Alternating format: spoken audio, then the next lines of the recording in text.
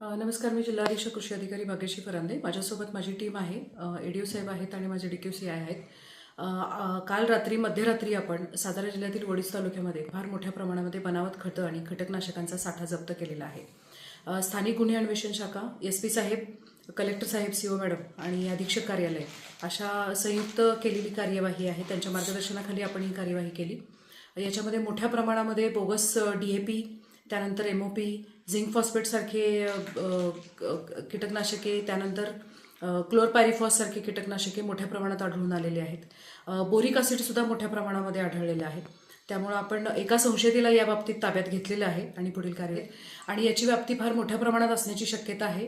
सातारा, सांगली, कोल्हापूर, पुणे, सोलापूर, रत्नागिरी, सिंधुदुर्ग या जिल्ह्यांपर्यंत ह्याची व्याप्ती असण्याची शक्यता आम्हाला प्राथमिक ह्याच्यामध्ये दिसते आहे. त्याच पद्धतीनं बाहेरच्या राज्यामध्ये सुद्धा याचं कनेक्शन असण्याची शक्यता आहे. या कारवाईमध्ये आपल्याला वेगवेगळ्या कंपन्यांच्या, जसं इफको आहे, IPL आहे, जुवारी आहे, अशा कंपन्यांच्या जवळजवळ 3000च्या आसपास आपल्याला प्रिंटेड बॅगा सापडलेल्या आहेत, ज्याच्यामध्ये बनावट खत पॅक करून पाठवलं जात होतं. त्याच पद्धतीनं ही कारवाई आपण असं म्हणू शकतो की पश्चिम महाराष्ट्रातली आतापर्यंतची सर्वात मोठी कारवाई ठरेल आणि जर सगळ्या जिल्ह्यांमधलं ह्याचं कनेक्शन सापडलं तर ही राज्यातली सर्वात मोठी कारवाई असेल.